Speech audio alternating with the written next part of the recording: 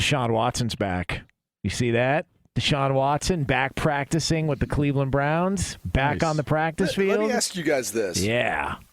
Would you guys be how do I phrase this? Would you guys be excited? Would you be looking forward to it? Or would there be some part in your mind you're like, dude, this guy can't come back for 3 more weeks? It's either providing false hope or you feel like you just have to get through the next couple weeks until he can be your starter. You know? I think their season's over. They're not. No, there's no doubt about that. I'm just saying, like, what's the mindset for the next couple of weeks until he can actually come back and start and play? Yeah, it's just kind of like, okay, we're just going to roll out what we've been rolling out, and then he comes back week 11 or week 12, whatever it is, and yeah, I don't know. If I'm a Browns fan, I don't know how I feel about the whole situation. Like, I actually kind of feel bad for Jacoby Brissett. Yeah. Because I think he's been put in bad situations through the course of his career, and he's played, pretty well at times, but he's just in a tough spot, and now, no fault of his, now he's going to be pulled from the starting lineup as soon as Deshaun Watson's back, and it's just like, all right, go back to the bench. We're going to go ahead and reward this guy his starting job with all the other things that go on and off the field. Well, you have to. The amount of money that you paid him, I mean, right. It's not rewarding him. He has to play. Right now they're third. They're sitting at third in the AFC North. When he comes back, do you think that he – all right, let me ask you guys this. This is the better question. Whatever the outcome of this season is he being judged off of what takes place for the rest of this season, or is it all intents and purposes, is he going to be given another year, a full year to show? This to me is like preseason. Like these games aren't going to matter for their team this year. It's going to be really the build-up for 2023. So get your reps, get used to the players you're going to be with. If you want me to be real, I think Jacoby Brissett, Jonas, you just said he did an admirable job. I think he's done everything he's needed to do to put them in a spot to win. Now, he hasn't played great, every week. Do you know this is a top 5 offense? Do you know it's a top 10 scoring offense?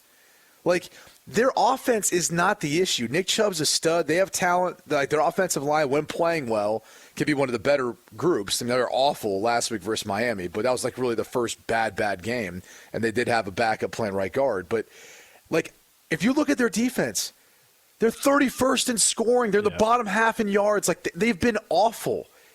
Like, I don't know why in Cleveland everyone makes a big deal about the quarterback spot. Your defense stinks, and you play in a division that has Baltimore and Pittsburgh, who every single year, with the exception of maybe this year with Pittsburgh, because they're still trying to figure stuff out, but usually every year are competing for the division.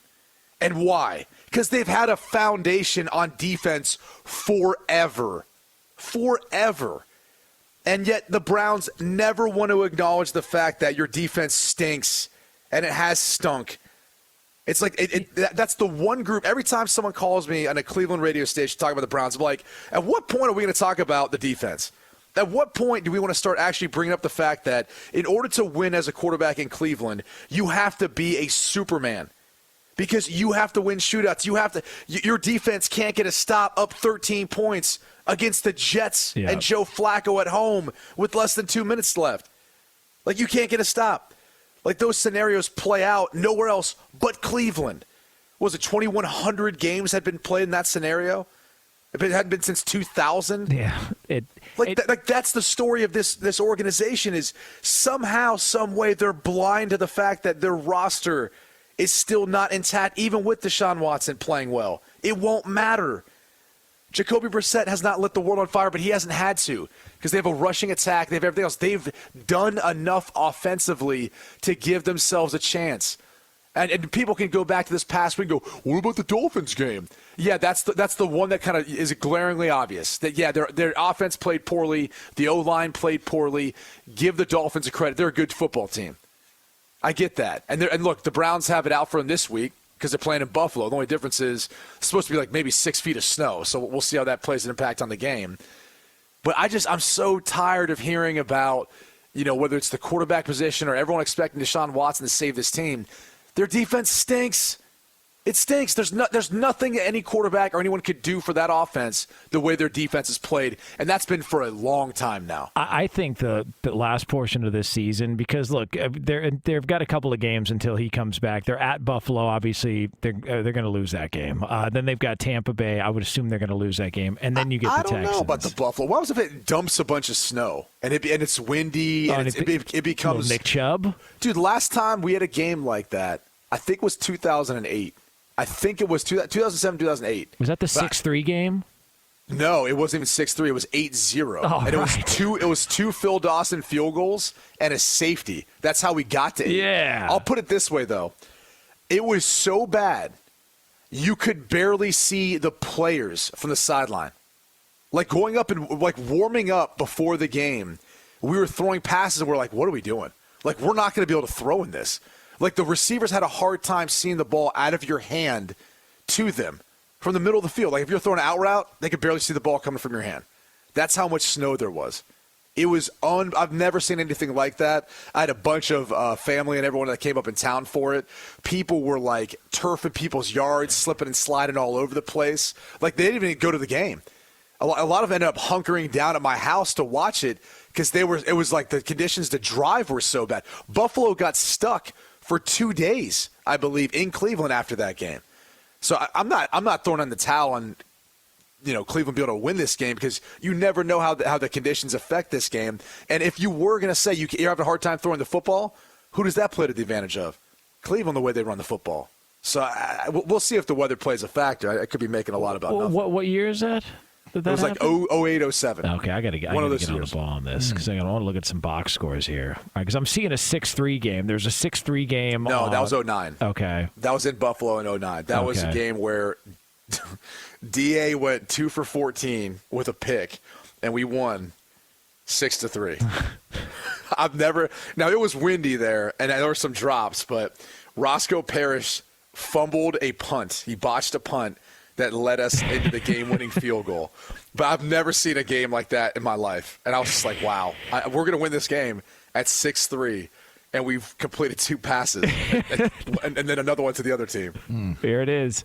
Yeah, I'm looking. 8-0. Dick Geron versus Romeo Crennel was the coaching matchup. Dick Geron. Yeah, remember him? Yeah. Chicago Bears coach, right? Yep. And then we're looking at Trent Edwards was the quarterback in Buffalo. Trent Edwards. 13 of 33 for 124 yards. Marshawn Lynch was a Bill. He was still a Bill back then. 21 carries for 82 yards. Fred Jackson was there. That was your backfield in Buffalo?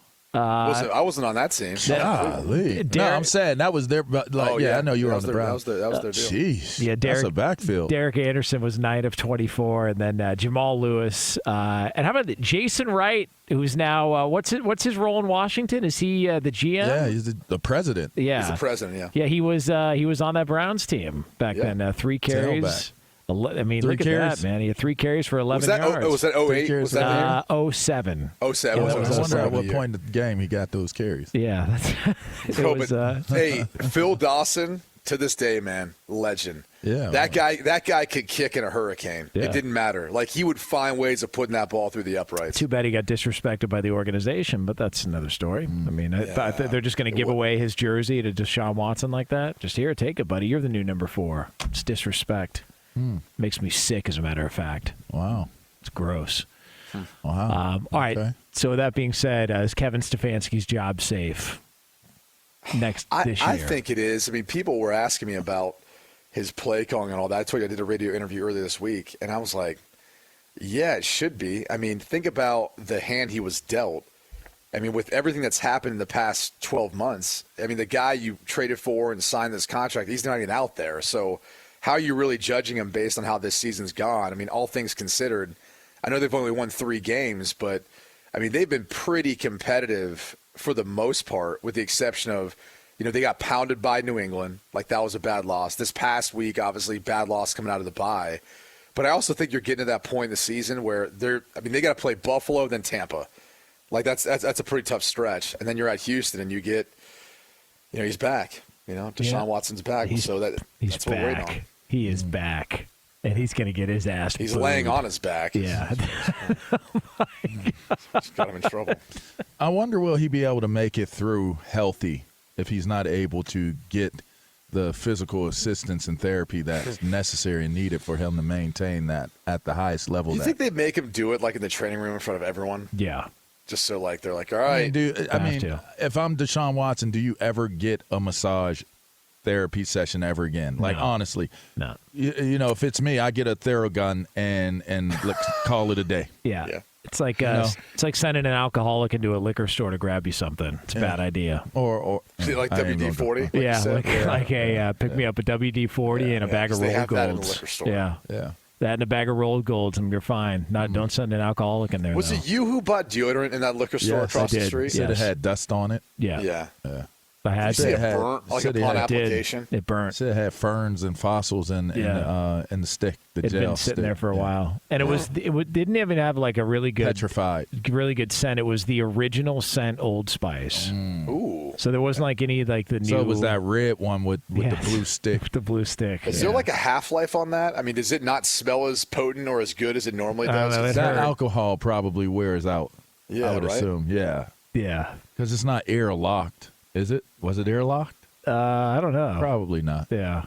Not Why sure. do you? I mean, what was the thought process there? Well, You just were 'cause- like, I need deodorant. I'll go to a liquor store. Like, I hadn't. There was There's he no was- pharmacy in 'Cause I proximity. didn't He had a realize. P1 waiting on him. No, I didn't realize that He went in until the bathroom and washed his armpits and didn't realize that didn't work for him. No, I didn't realize until on the way into work that I forgot to put on deodorant. And I was working That's with. every day, Jonas. No. Yeah. What are you talking about? I wore deodorant forget to today. put on You don't deodorant. wear Here, smell. I wore deodorant. Ew, that isn't where you put deodorant. That's- Okay. That's where you got to respect yourself. But I was in studio with Catino Mobley, and if you know Catino, he's all a about his gentleman. fashion, Yeah. and he's all about his presentation. Yeah. It's a fashionable guy. Man. And I Yes, told him, he I was is. like, Catino, I got to run to the liquor store. He's all, why, you drinking? You're And I was offended. like, You were I was like- offensive to him. I was like, no, I'm not drinking. I'm like, I got to get deodorant. He goes, is that bad?